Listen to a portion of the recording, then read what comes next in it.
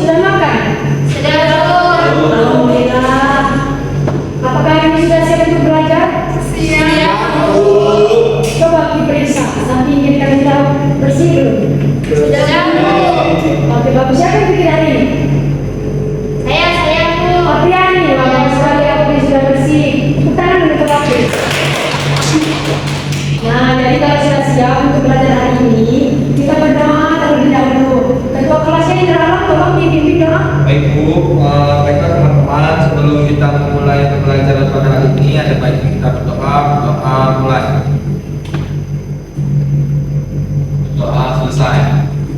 Nah, jadi sebelum kita mulai pelajaran hari ini, Ibu akan absen kalian satu persatu. Yang pertama Indra Alam, Bu. Jadi Pedela, Hadir, Bu. Yunisa Martalia, Hadir, Bu.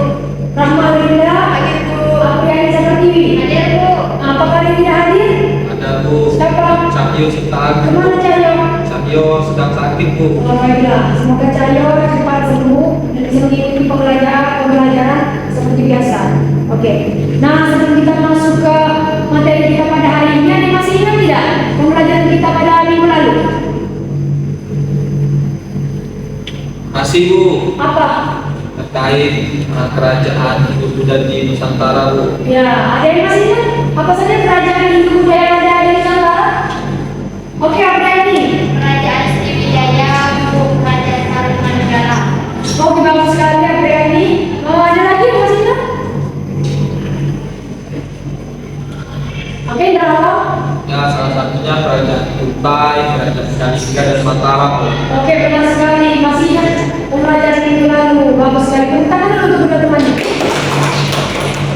Oke, nah jadi pembelajaran kita hari ini tujuannya yaitu agar kita itu bisa mengetahui teori-teori apa saja yang membawa agama Hindu Buddha masuk ke Indonesia. Nah, yang kedua yaitu agar kita tuh lebih mengenal kebudayaan apa saja yang ada di Nusantara ini. Nah, jadi kita masuk ke materi kita pada hari ini. Jadi bisa diperhatikan di PPT di depan. Nah, jadi untuk pembelajaran kita pada hari ini tentang teori masuknya Hindu Buddha di Nusantara. Oke, benar sekali. Nah, bisa diperhatikan ini peta. Ini merupakan dahulu peta Nusantara. Jadi ini ada garis-garis ini bisa dilihat. Jadi ini merupakan jalur-jalur masuknya agama Hindu Buddha ke Indonesia. Bisa dilihat di sini. Oke. Nah, ada yang tahu? Perhatikan siapa yang membawa peradaban Hindu Buddha ke Indonesia? Ada yang tahu? Ada yang tahu? Oke, bagaimana ya? Baik, Ibu akan menjelaskan. Nah, jadi ini merupakan teori yang membawa agama Hindu Buddha ke Indonesia. Yang pertama itu ada teori Brahmana. Nah, teori Brahmana ini dikemukakan oleh J.C. Butler. Nah, bahwasanya agama Hindu Buddha di Indonesia ini dibawa oleh kaum Brahmana. Ada yang tahu Brahmana itu apa? Ada yang tahu? Oke, Apriani, ada yang tahu apa? Brahmana itu sebenarnya agama Buddha. Oke, benar sekali. Jadi Brahmana ini merupakan pemuka agama yang ada di agama Hindu. Nah, jadi bahwasanya agama Hindu Buddha itu dibawa oleh kaum Brahmana. Kaum Brahmana ini diundang oleh penguasa yang ada di Indonesia untuk menyebarkan agama Hindu dan Buddha. Tapi teori Brahmana ini terdapat kelemahan, yaitu kelemahannya bahwasanya kaum Brahmana ini ada pantangan, tidak boleh menyeberangi lautan. Sedangkan berdasarkan peta yang sudah Ibu berikan tadi, penyebaran agama Hindu Buddha itu melalui jalur laut kan, melalui pelayaran.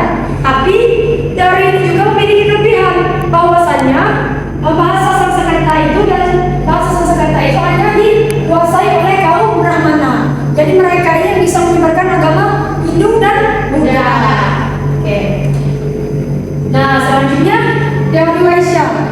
Teori Waisya ini dikemukakan oleh N.G. Krum. Ada yang tahu siapa itu kaum Waisya? Ada yang tahu? Oke, Apri apa? Kaum pedagang. Oke, benar sekali. Bagus sekali Aprian ya. Jadi jadi teori Waisya ini yaitu dibawa oleh pedagang-pedagang dari India yang mampir ke Nusantara untuk menyebarkan agama Hindu dan Buddha. Nah, jadi mereka itu menetap beberapa bulan di Nusantara untuk menyebarkan agama Hindu dan Buddha. Karena untuk pulang ke negara ini mereka memerlukan waktu untuk menunggu angin. Nah, jadi selama mereka berada di Nusantara, mereka menyebarkan agama Hindu dan Buddha dan melakukan perkara itu juga dengan masyarakat di Nusantara. Nah, dari situlah adanya interaksi sesama masyarakat pribumi dan pedagang ini. Jadi terjadilah persebaran agama Hindu dan Buddha. Selanjutnya teori kesatria. Nah, teori kesatria ini dikemukakan oleh Zibert Mukherjee dan J.L. Munshi. Nah, jadi bahwasanya agama Hindu dan Buddha itu disebarkan oleh kaum kesatria atau prajurit. Nah, jadi mereka itu datang setelah peperangan, kalau peperangan mereka itu pergi ke tempat lain, melarikan diri lah ibaratnya, melarikan diri yaitu ke Nusantara. Nah, dari sinilah mereka itu menyebarkan agama Hindu dan Buddha.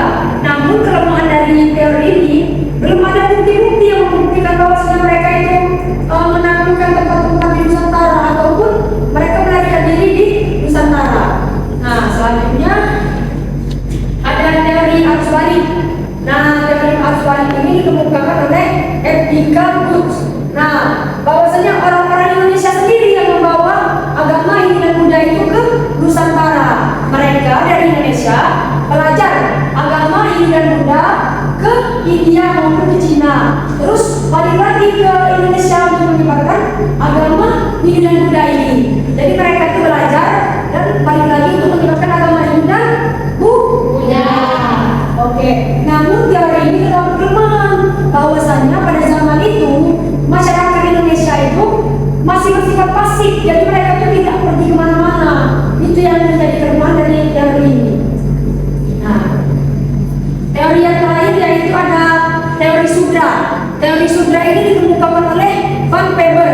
Nah, bahwasanya kaum budak lah yang menyebarkan agama Hindu dan Buddha ke Indonesia. Jadi di India itu terdapat sistem kasta. Jadi sudra ini merupakan kasta terendah di kasta di India. Jadi mereka itu melarikan diri dari India ke Indonesia. Terus mereka lah yang menyebarkan agama Hindu dan Buddha. Namun teori ini sangat lemah. Jadi tidak banyak yang mendukung teori ini. Nah, mungkin itu saja pemaparan materi ataupun teori materi kita pada hari ini. Ada yang ingin ditanyakan? Oke. Oke, jadi di situ saja tadi kan sudah dijelaskan terkait kelebihan dan kekurangan teori masing-masing. Nah, pertanyaan saya, teori mana yang paling lemah antara seluruh teori tadi? Oke, baik, terima kasih Nahida Alam. Jadi sudah dijelaskan tadi teori yang paling lemah itu ialah teori sudra.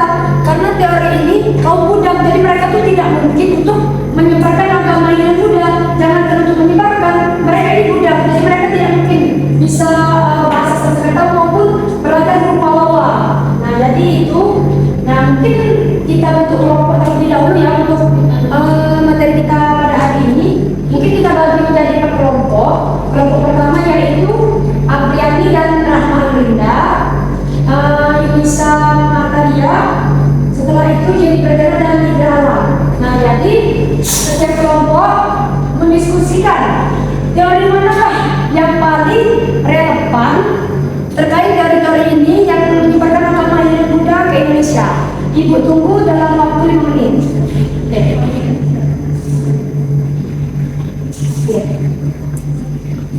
Bagaimana? Kita mencari materi.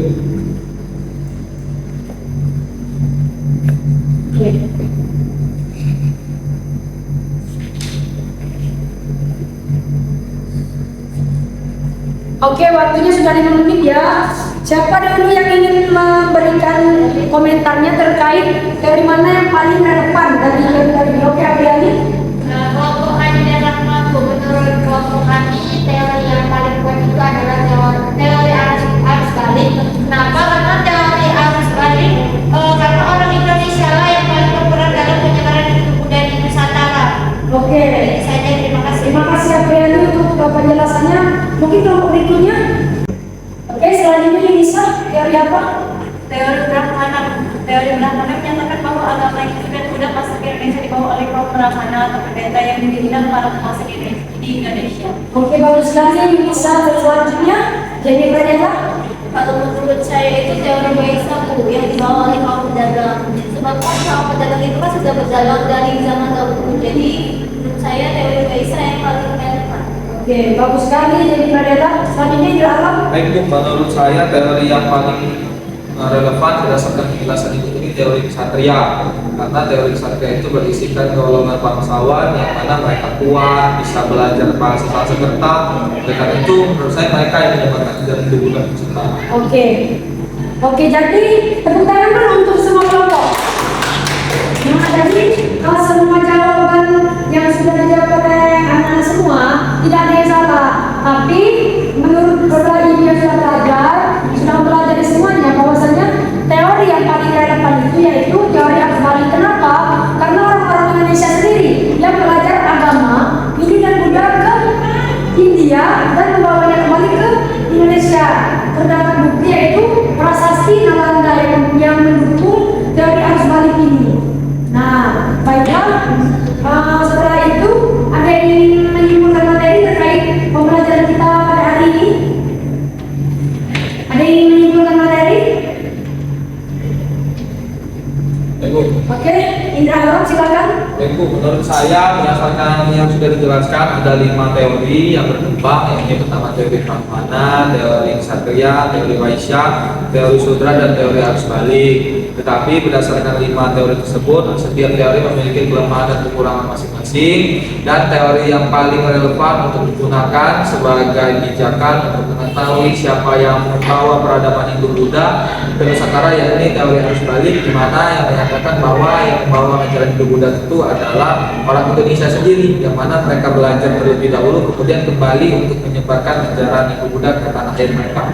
Oke, benar sekali ya Indra Alam, bagus sekali. Sangat sudah mengerti ya, makanya kalian sangat mengerti tentang materi kita pada hari ini. Jadi benar, teori-teori ini yang menjadi teori maksudnya agama yang di Indonesia ada teori Brahmana, Waisya, Ksatria, arus balik, dan teori Sudra.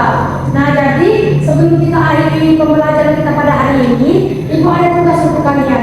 Nah, setiap orang membuat infografis tentang teori-teori yang sudah kita jelaskan tadi dan minggu depan dikumpul. Nanti Ibu buatkan di Google Drive dan dikumpul dalam bentuk PDF. Mengerti?